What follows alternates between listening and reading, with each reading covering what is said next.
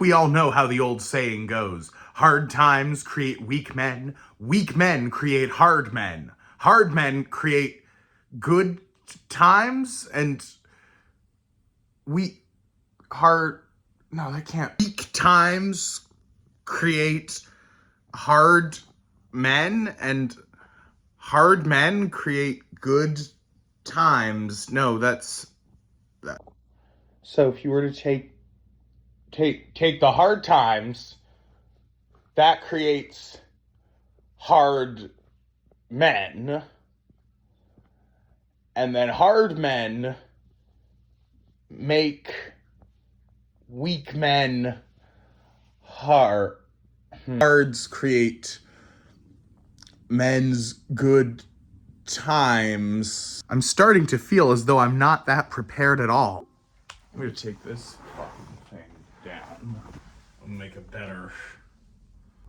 You know, I put my hair into my fedora here. It's kind of going off, honestly. I think women might have been wrong about this one, you guys. I think this thing fucked. I feel like the intro to Doomsday Preppers has the same sort of vibe as like a Bionicles commercial from the early 2000s here. Can I demonstrate that visually for you here? Ordinary Americans from all walks of life are taking whatever measures necessary to prepare for what they perceive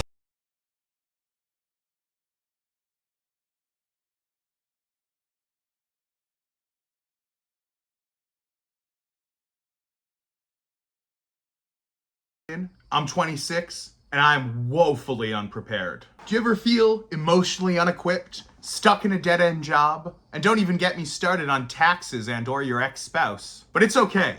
I've got a plan to compensate. Rather than buying into the stock market or cryptocurrency, which just both sound so yucky, I'm going to invest in a reality forged in fire.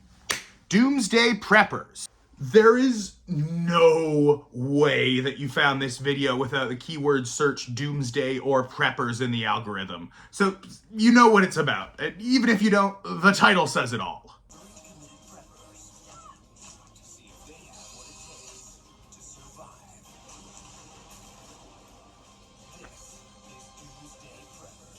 Says it all, right? It's 3 preppers, 3 unique scenarios, and enough money to make you ask, what are these people so mad about? Common themes across this show are gonna include food, water, shelter, defensive weapons, but I'm gonna buy all that stuff later. I'm looking for specific themes that give each one of these preppers their unique edge. Like a phoenix from the ashes, Julian will rise and become the hobo king of Washington State. Steve H., a contractor in Washington State. Fuck. Well, maybe I can just take some of his stuff. The way I see it, one of 2 things is going to happen.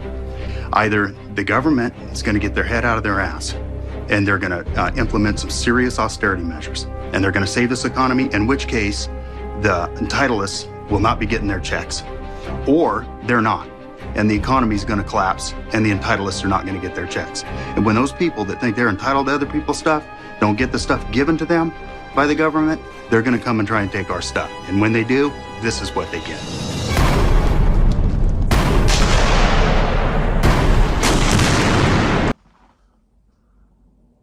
Oh, I guess Steve's Doomsday is just a bunch of welfare queens walking in and invading his property. We've taken steps at our house to ensure our safety. Alarm, video camera, guns, traps. Wait, stop. Traps?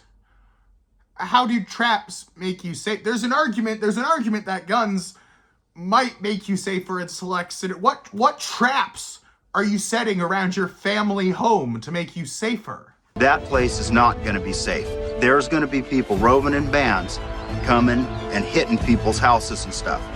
I fear that Steve is just one follow-up question away about who makes up these roving bands of people before he says something remarkably racist. A regular family, they may play their soccer games, they may go to church on the weekend. We used to do all those things. Now we spend our time prepping for what we see is coming. Because I believe that any rational individual, when they know what I know, would behave in a similar manner. Every Monday, Steve sets a prepping goal for the family. By the end of the week, Steve's wife, Kim, 20-year-old Nick, and 8-year-old Stephen James must all help increase the stockpile of preps, which will be taken to the cabin that weekend. So you guys have had to, like, hold the flashlight for your dad, in theory, hopefully, right? Imagine you're doing that every single weekend, and that you've abandoned both soccer practice and God just so that you can invest all of your free time into feeling safe and building traps around your family's vacation home. And, like, I don't want to make this selfish racist come across like a bad guy. I think it's actually really sweet that his 2 kids who look exactly like him are preparing with him and invested in this hobby. I mean, it's like he's got Big Justice and the Rizzler prepping with him. 30-06, which is good for big game hunting. This is a 22 for, squirrels, rabbits. I mean, it's got a 75-round drum clip on it, so it holds quite a bit. This kid fucking hates squirrels and rabbits. This is it's a water filtration set. I need to put in my bag if there's like dirty water and then we could purify it. Look at how sweet little Stephen James is, you guys. Like, he's just seeing it's so cute to see him prepping his little water purification device. But then you see Nick, and then you see Steve, and you kind of see what he's destined to evolve into. And that makes the shit a whole lot less cute. Food saver is a prepper's best friend. Absolutely. That's not just for food either. Yeah. So I'm editing this video. This might become a bit of a theme depending on how many things I actually find. I'm looking at this scene, and they have a gigantic spoon on the wall. It's a 22 long rifle, and we vacuum seal them to keep them safe from moisture or other contaminants that might be in our bunker. You're gonna need at least 12 hours in a sous vide to get that gun to kind of a consistent, like, pull apart texture. I have a feeling that medical treatment's going to be a little bit difficult to get. Healthcare in America is actually just difficult to get, period. We have a stapler for surgery and surgical kits. I like to keep plenty of dental products around. This tooth right here, I glued that in about 3 months ago. Didn't even need to go to the dentist. I just cleaned it off and glued it back in myself using this product. It's been good ever since.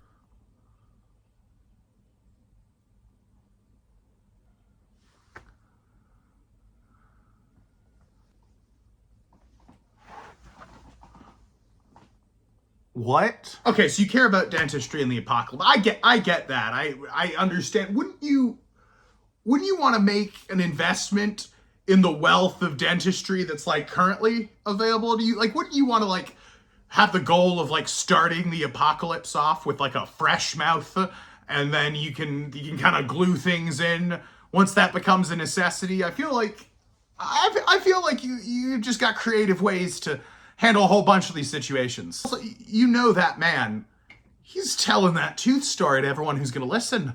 He's told his wife and everyone in his family, and the waitress at Hooters, he's told her, and she winces. He's bragging to him. He doesn't think he needs the dentist at all. Bro thinks he's risen above dentistry with glue. Also, one of your front teeth fell out. Let's just look at the root cause. Root cause. No, but let's seriously, like, think about it. Like, why are your teeth actively falling out of your mouth? You have to be unprepared, to say the least, if your teeth are coming out of your gums. Is it because all those fucking entitleists took all the dentist appointments? This isn't fun and games. This is something that could save our lives. It's exclusively fun and games. Steve believes repeated drilling now is the key to staying alive later if an economic collapse forces them from their home. So after filling up the tank from a 55-gallon gasoline drum kept ready at all times, each week... You know what 3 things keep your family the safest is not going to the dentist, traps around the home, and then a 55-gallon drum of gasoline, ready to go at all times. Yay! First, they stop at a pre-arranged rendezvous point to hook up with Nick's friends, Nolan and Dylan. Oh, why don't they just meet up with your friends, Steve? I'm sorry, that was mean. I placed the cabin up on the hill so that down below, the only access is through the road. Rather than enter this way, Steve wants to maintain the element of surprise in case violent squatters have already occupied his cabin. So, leaving the truck hidden in the woods, he sneaks. See, this is like a real cute family activity. You've got the whole family together, one kid pointing a gun directly at the other kid as he barely manages to keep his footing walking along these railroad tracks. Steve, you better be pretty good with that stapler by now, because I think your son is gonna die. Despite the bunker's strength, Steve has no intention of taking refuge inside with his praps. If someone comes out here and attempts to assault my property, we're gonna lock and load and fight's on. I'm not hiding in no bunker, and I'm not living in no bunker. This is the place that I store my stuff, but I have no intention of living underground. That's no kind of life. Yeah, we know, man, okay? You're gonna shoot him. You're gonna shoot him dead. I'm not coming.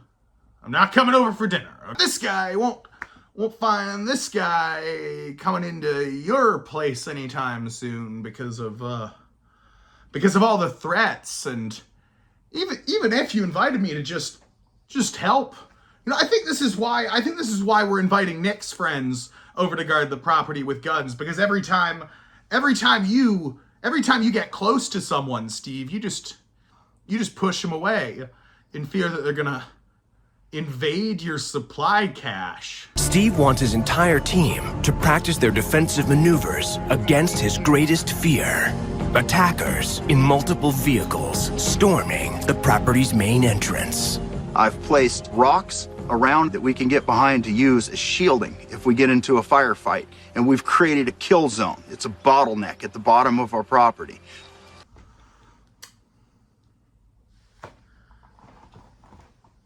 You've created a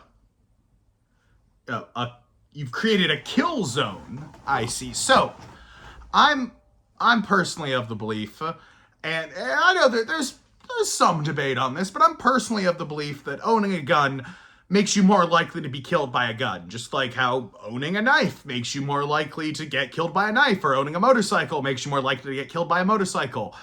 You just proximity to the thing is going to lead to potential incident. So owning a kill zone feels like you're going to be more likely to die in a kill zone related incident than anything else.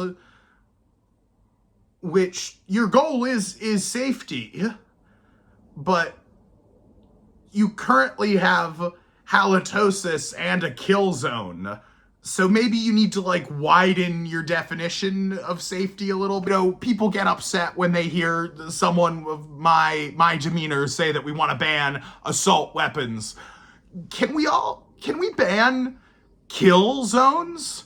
Is that apolitical enough that you shouldn't have a dedicated zone on your property where death is to I think that is illegal, by the way. I don't think it's legally defensible to say, oh, well, he walked into the kill zone. There's no, you can't do that, man. You can't do a kill zone with no repercussions. We have made plans to bury explosives down at the bottleneck, the type of explosives that you can shoot with the rifle and have them go off. And that way, if somebody does pull up and attempt to get in through the gate, we'll be able to shoot those explosives and stop that attack. The explosive Steve's chosen to defend his cabin is a commercially available binary compound. This man only understands binary compounds. You bring up non-binary compounds and suddenly you're the one who's ruined dinner. It's absurd. But to be sure it can annihilate an attacker's vehicle, Steve thinks he needs something with a little more kick. So he's mixing 80 times the recommended amount. Make sure nothing's going in. We need to flatten out that hole a little bit down there, Steve and James. I get it. He's only 8. I wasn't the hardest worker at 8. I was definitely... I might have been psyched to skip out on soccer practice to go help build a kill zone. But Stephen James, I'm just gonna be honest, you are not digging that hole with the work ethic of someone who's ready to survive the apocalypse. And again, I am so sorry, Stephen James, but you might as well be sitting in a lawn chair trying to blow the dirt out with the wind through your pursed lips. But altering the recipe could have serious, unintended consequences. Yes!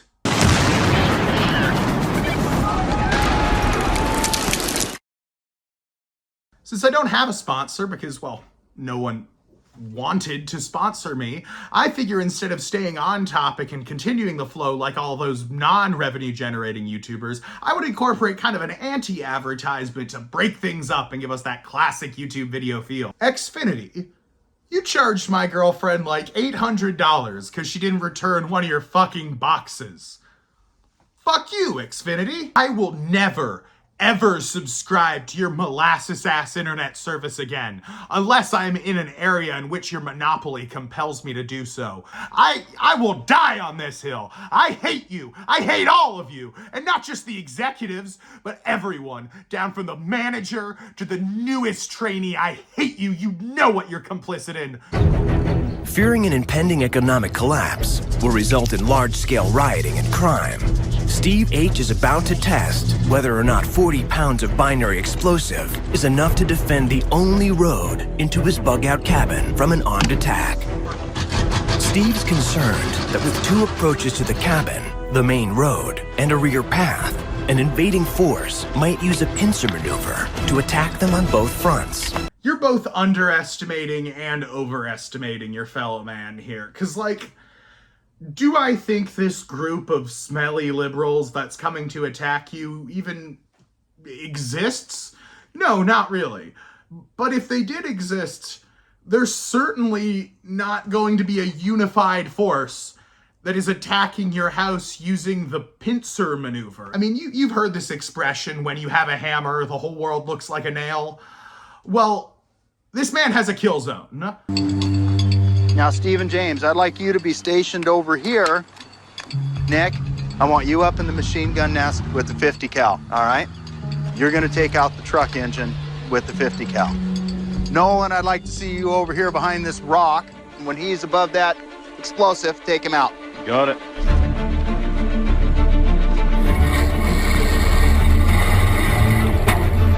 Looks like we got a hostile coming up the driveway. I'm just UPS. I'm just UPS. I'm just UPS. I'm just UPS. Stephen, it appears we have a couple of hostiles coming up the utility road. Go ahead and take them out.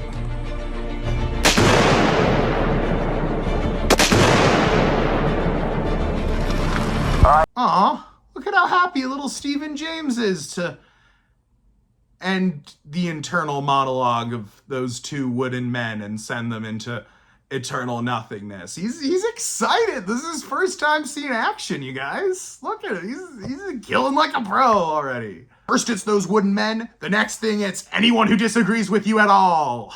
Come on, violence. Stephen? Nick, I want you to go ahead and disable that vehicle. Take the motor out. Wait, stop right there.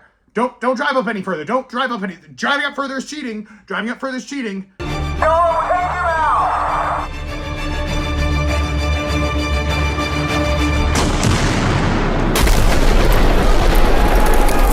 Oh, there's the rear end with no axle. Oh, did you see that? When we shot the car, there was no more car.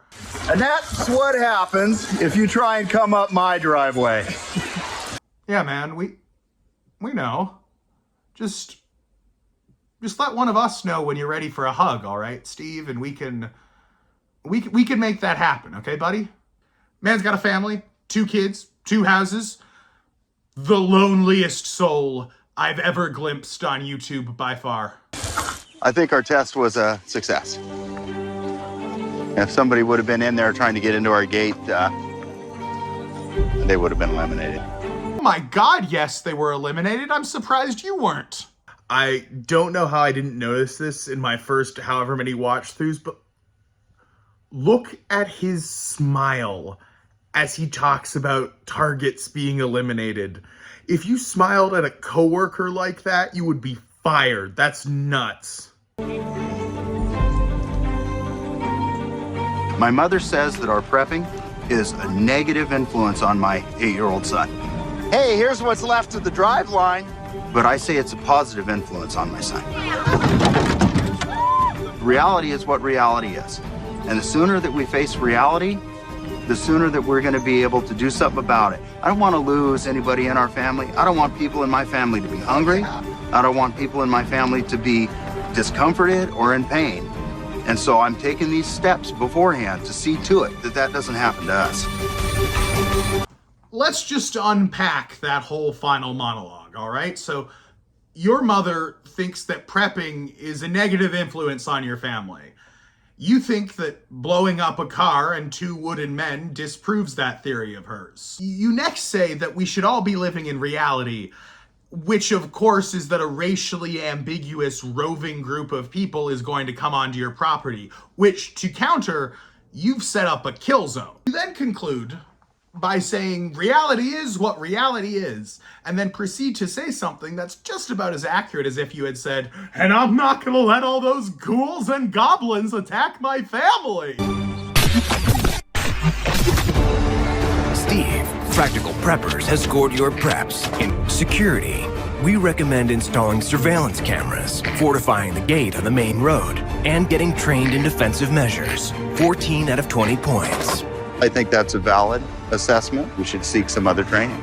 You know, he kind of takes it in stride, all things considered.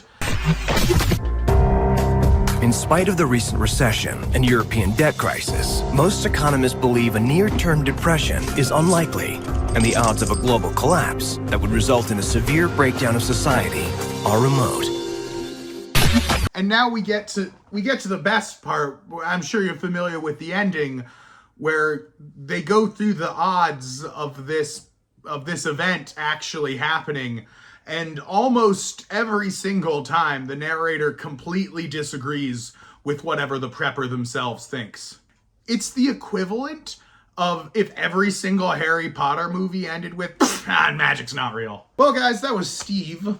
I thought about doing the whole episode, but I don't think I'm ready for 40 minutes of full-on preparedness. I wasn't even prepared for this. Now all I have to do is incorporate what I've learned into this video and then show you all that I absorbed some of Steve's knowledge.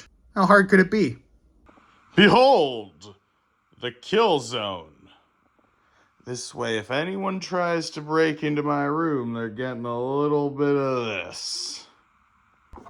Thank you guys so much for making it to this point in the video. I don't know how to do an outro yet, so I'm just going to kind of mimic the general syntax that I've heard from other YouTube outros. Thank you so much. Make sure to smash that subscribe button, turn notifications on, then that bunch of technicalities about how you have to turn notifications on, like actually, and click 6, but don't fucking do that for me, all right? Just subscribing is perfect. Just leave it at that. No, you don't need to do some you don't need to reinvent the wheel when it comes to turning notifications on. If you even attempt to hit the buttons but then don't actually, that's perfect, guys. Don't even sweat it. Don't really have an outro song yet. Don't have the budget for it, but I do have this box of Wheat Chex cereal, so I figure you could just listen to me eat that while you consider subscribing.